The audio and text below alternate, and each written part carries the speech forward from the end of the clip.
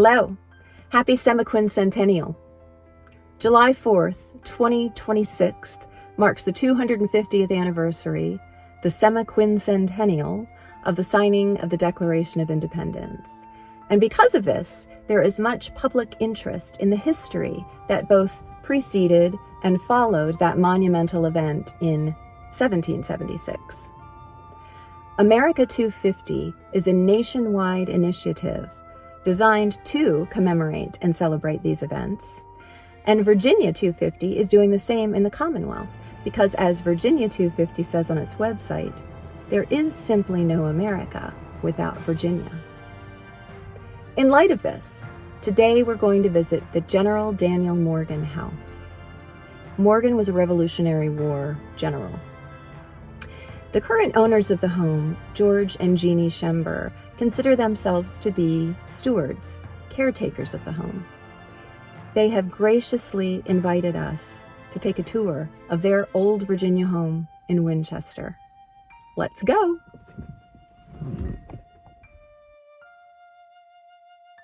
Perched on a knoll known locally as Ambler Hill, the General Daniel Morgan House stands as a grand testament to late 18th and early 19th century Virginia architecture and history. The 17-room house is a late Georgian-style dwelling featuring 7 bays. The eastern portion of the house is timber-framed and was built in 1786 for George Flowerdew Norton. The western brick wing was built for Daniel Morgan in 1800. As you reach the front door, you see this early door knocker that displays an emblem featuring a griffin's head above hands gripping a sword. This type of design is typically associated with strength and valor, a fitting tribute to General Morgan. Homeowners George and Jeannie Schember knew very little about General Morgan when they first purchased the home decades ago, but now have become experts, both in Morgan's life and in old house ownership, and they'll be leading us on today's tour. Okay, welcome to the General Daniel Morgan House. Home was built in 1786, and by home I mean this part here over to the end wall. It was almost built like a townhouse. The original lot, 298 feet, is across the front. Same thing it was actually in 1758 when the lots were laid out. The home wasn't built then, but that's been laid out. Daniel Morgan died in this house in 1802. His daughter lived with him, with her family, and we believe that Morgan did build this to house his family. Real simple.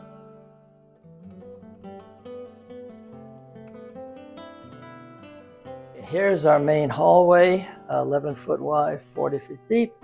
And you can see there's a difference in heights, and that's because the floor is crooked. Very hard to believe in an 18th century house. But this side is about 2 or 3 inches taller than this side. And every time we have friends come over here or well over 6 feet, we make sure that they stand on the short side and we stand on the tall side.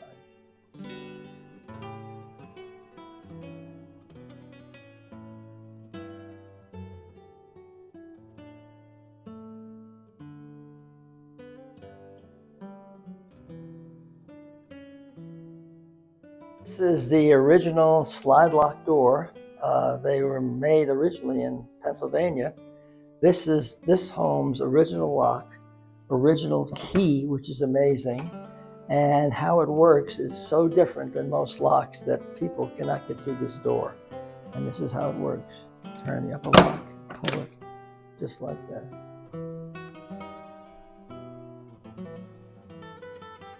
Hanging on the wall in the hall is a copy of George Flowerdew Norton's original Declaration for Assurance in 1796, which values the house at $2,500, the summer kitchen at $250, an office on the property at $150, and a stable at $100 for a total of $3,000.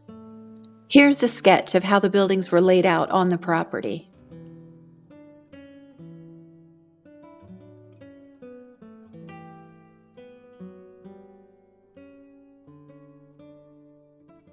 This is the west room, west parlor of the Daniel Morgan house.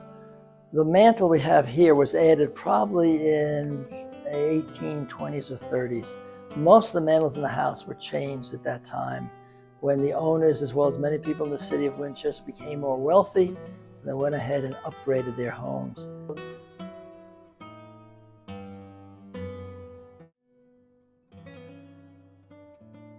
Here was original double doors, 8-foot solid pine doors, which we still have in our garage, but they were taken out probably 100 years ago when the floor is so crooked it just wouldn't work. They were not pocket doors, they're actually open swing doors, and also they took up so much space on the side walls that George and Jeannie redesigned the library and had the bookshelves custom built using Pennsylvania cherry. This is the original 1786 part of the house. You see though this trim, Bosseray trim, we believe this was added probably in the 1920s. There were a number of things done in the city of Winchester, and for some reason the owners here decided to put that trim in. The mantle, again, like the other mantles in the house, most of the mantles are later additions, 1830, something like that. We have, here is our famous portrait of the surrender at Saratoga. One of my neighbors from New Jersey was a commercial artist, and he painted this oil painting, and he copied it from the information that was available from the Capitol. The rotunda of the Capitol has the huge version of this one, and this original was done by John Trumbull.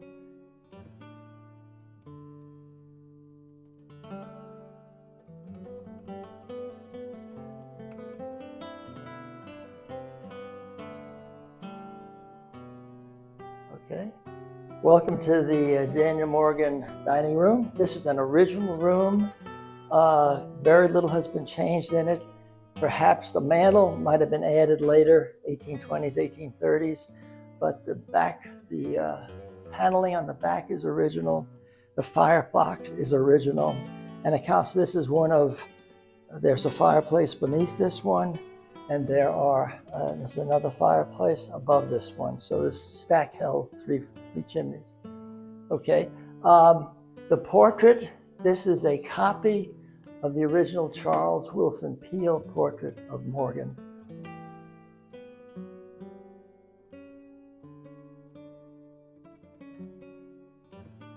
And the original is in the Virginia Historical Society. And the previous owners of this home, Dr. Hunter and Shirley Gaunt, they commissioned an artist to copy the painting in Richmond. The rifle was made by Mark Thomas. It's not an old rifle, it's 30 years old. It fit our space perfectly, and it was a 38 caliber gun, which was not particularly common, but they chose 38 caliber because it was lighter. You could carry much more ammunition than you could with a heavier bullet.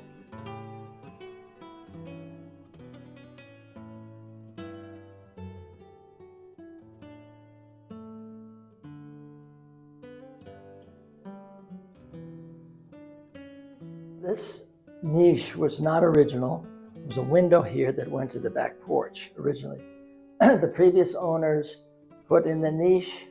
I took the space, made a couple of more shelves, and put my collection of soldiers in here, which I started when I was 13 years old. Okay, after we moved to Winchester, I thought it'd be a good idea to get models of Daniel Morgan's famous Battle at Cowpens.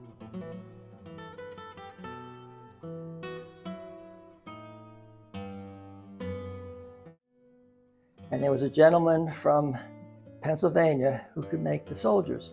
And we actually had illustrations of all the soldiers on both sides. So what we did, we have a representation. One of these soldiers represents 20 who actually fought in the battle. 100 British, 100 Americans. We had the riflemen, the Maryland Regiment Continentals. We had Colonel Washington's cavalry. This is William Washington. And then up here we have the British, the Loyalists, who were Americans who fought with the British, Highlanders, and some Fusiliers, and then the British cavalry. And we have a couple of times we've laid all the soldiers out, but it gets kind of complicated.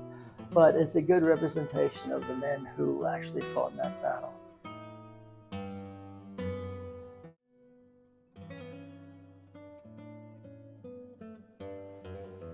The summer kitchen, circa 1820, replaced the original wood kitchen. The 1.5-story brick addition with interior chimney was a standalone building until 1994, when it was linked to the main house by a passage which today includes a bathroom.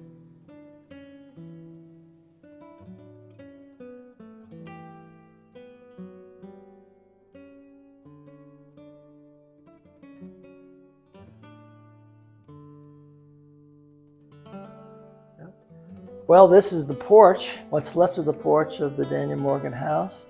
This is the original flooring. It actually went through this particular wall, all the way the other direction through the kitchen. And the kitchen part was added later on. Originally, these were double hung windows, and we decided to change them to these French windows so you could see. And originally, the backyard was a parking lot, this crushed stone. So we made gardens back here, and we also built the 3-car garage.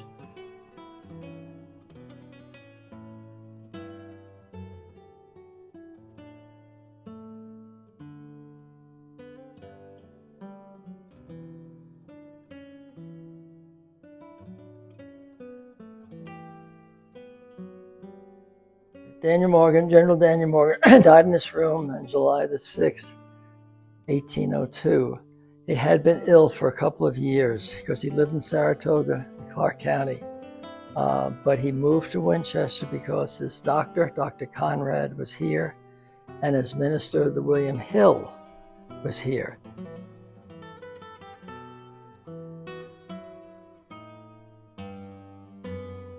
Now, this fireplace is original. The overmantel paneling is original, but the mantle itself, they call them applied mantles. It was probably made again 1820s, 1830s, and they basically just cut out a spot here. You can see how there's a miter corner. That part would have been the original mantle, and they just cut that off and took this and applied it to the back wall.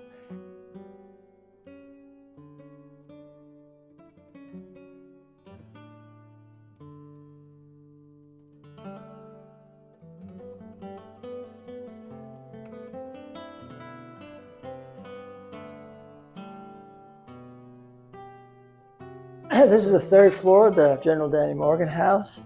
This is the only fireplace on the 3rd floor. We believe some family members lived here, certainly in the beginning before he built the 2nd section of the house. And these are all 12 to 16 inch wide floorboards. And as you all know, what they did, the expensive one, the 8-inch boards, 6-inch boards, they would be on the 1st and 2nd floors. But the cheaper wood, because they didn't have to cut it again, would be on the 3rd floor. So our whole 3rd floor is filled with 12 and 16-inch boards. This is actually red pine. They call it mountain pine, which doesn't exist anymore. It doesn't grow.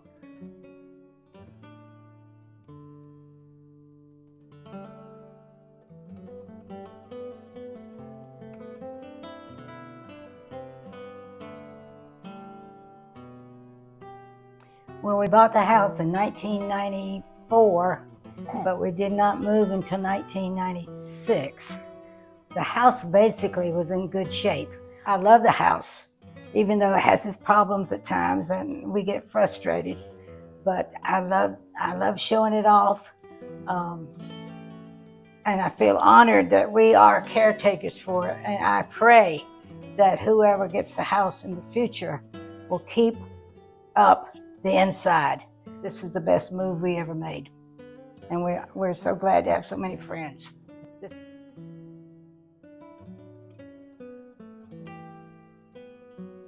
Thank you for joining me on this tour of the General Daniel Morgan House.